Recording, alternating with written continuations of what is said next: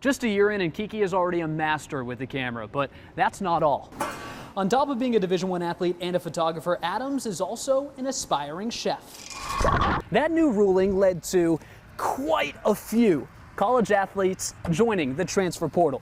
But as you can see, there are more athletes looking for spots than spots available. 2024 was a fairy tale story, so come, sit down, bask in the glory. Southwest Florida sports had quite the year. We start in March, which was full of cheer. This bench is going to be occupied by FGCU women's basketball for the 6th straight season. The Eagles are in the NCAA tournament. They're about to put on their dancing shoes and maybe their Cinderella slippers as they have a first-round date with Washington State. James Little, he just transferred from Lehigh over to Bishop Verot. Hasn't made his college decision, but he does have 9 scholarship offers. At number 6, Logan Bartley, the FBA linebacker, just flipped his commitment from Wake Forest over to Kansas State. The Blades just did something that no team in the ECHL's 36-year history has ever done. Like Jordan in the 90s, they went back to back to back. Chelsea Lyles and co have won the conference 8 straight times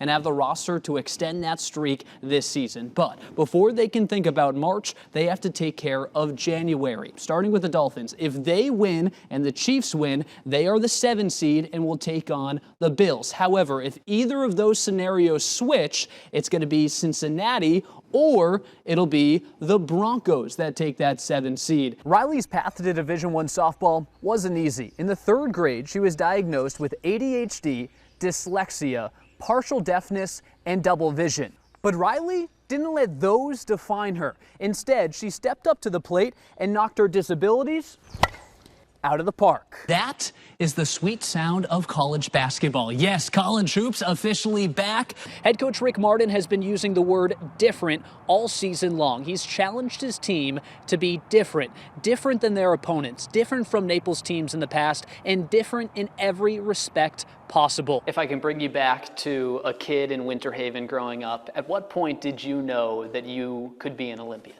I tried out for 5 sports before I even got to swimming. It was after she was born that, as Mark kindly puts it, the wheels came off. In 1997 in Wichita, Kansas, Cindy Lawrence gave birth to her 2nd child, Natasha. The actual delivery went smoothly. Cindy and her high school sweetheart Mark returned home as happy new parents, but 3 days later those smiles were no more. Cindy lost feeling in her feet and was rushed to the hospital. She was put in a medically induced coma as doctors tried to diagnose her. Things were really becoming extremely critical. After numerous tests, the doctors determined Cindy had flesh-eating necrotizing fasciitis, invasive group A strep, and toxic shock. They would have to operate immediately, suggesting Mark might want to say goodbye. I'm like, she had cold feet at 6 a.m.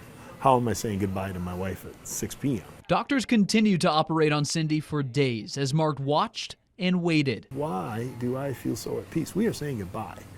And I'm going to be a single dad to a 3-year-old and an infant. Fortunately, that and his farewell weren't needed. Doctors solved all of the issues, except one. Cindy's legs turned black with gangrene. They were forced to amputate both below the knee. It was the best thing. It was the thing that saved her life. After 2 weeks of being in a coma, Cindy finally woke up. The doctor explained everything they had done and what her new life would be like. The doctor just stopped right there, and she stopped, and I looked at her, and she looked at the doctor and says, okay, what's next? What was next was months of rehab, teaching herself how to walk again. And throughout that process, Cindy found her new passion in life, the sport of golf. Part of my goals as I was still in inpatient rehab was I wanted to learn to golf. First, Cindy had to learn how to walk again. She did so at the same time as her newborn, even making it into a little competition.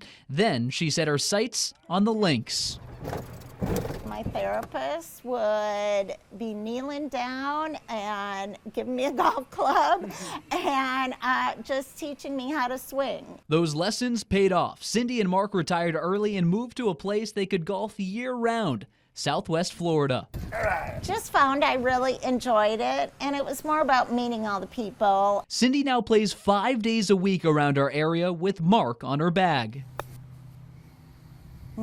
He is the most supportive husband I could ever ask for. He knows my needs sometimes before I do.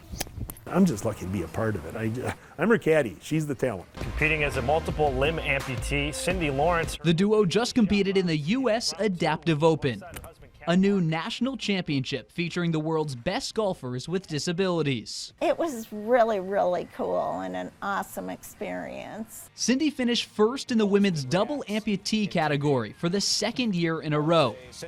But for Cindy and Mark, golf is more than trophies. It's about the enjoyment. We are having more fun than anybody else. Appreciating life.